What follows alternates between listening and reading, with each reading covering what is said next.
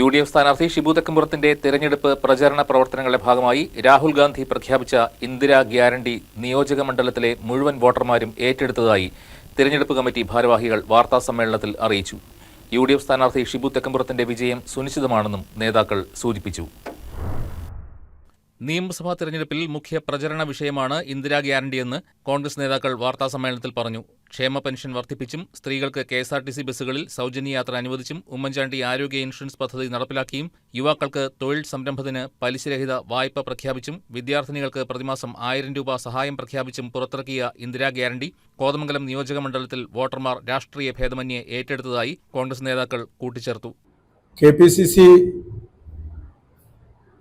തീരുമാനപ്രകാരം രാഹുൽ ഗാന്ധി കേരളത്തിൽ പ്രഖ്യാപിച്ച ഇന്ദിരാ ഗ്യാരണ്ടി എന്ന ഈ തെരഞ്ഞെടുപ്പ് സമയത്തെ ഞങ്ങളുടെ മാനിഫെസ്റ്റോ അതല്ലെങ്കിൽ ഞങ്ങളുടെ വാഗ്ദാനം, ഈ ഇന്ദിരാ ഗ്യാരണ്ടിക്ക് കിട്ടിയ ഒരു സ്വീകാര്യത എന്നുള്ളത് താഴെത്തട്ടിലുള്ള സാധാരണക്കാരായിട്ടുള്ള ആളുകള്, സ്ത്രീകളായിട്ടുള്ള ആളുകള്, വയോജനങ്ങളായിട്ടുള്ള ആളുകള്, ആരോഗ്യരംഗത്ത് പ്രശ്നങ്ങളുള്ള പ്രയാസങ്ങളുള്ള ആളുകള്, അത്തരം ആളുകളുടെ ഇടയിൽ ഈ രാഹുൽ ഗാന്ധി പ്രഖ്യാപിച്ച ഇന്ദിരാ ഗ്യാരണ്ടി എന്ന ഈ പദ്ധതിക്ക് വലിയ സ്വീകാര്യതയാണ് ലഭിച്ചിട്ടുള്ളത്. കോതമംഗലം നിയോജക മണ്ഡലത്തെ സംബന്ധിച്ച് ഈ തെരഞ്ഞെടുപ്പ് 10 വർഷക്കാലമായി നിയോജക മണ്ഡലത്തിലെ പരിഹരിക്കപ്പെടാതെ പോയ തങ്കളം കാക്കനാട് പാത, ചേലാട് അന്താരാഷ്ട്ര സ്റ്റേഡിയം, ഭൂത്താൻകെട്ട് ജലവൈദ്യുത പദ്ധതി, രൂക്ഷമായ വന്യമൃഗശല്യം എന്നീ വിഷയങ്ങൾ ചർച്ച ചെയ്യപ്പെടുന്ന തെരഞ്ഞെടുപ്പാണെന്ന് നേതാക്കൾ സൂചിപ്പിച്ചു. തെരഞ്ഞെടുപ്പ് പ്രവർത്തനം 2 ഘട്ടം കഴിഞ്ഞപ്പോൾ UDF സ്ഥാനാർത്ഥി ഷിബു തെക്കുംപുറത്തിന്റെ വിജയം സുനിശ്ചിതമാണെന്നും നേതാക്കൾ പറഞ്ഞു.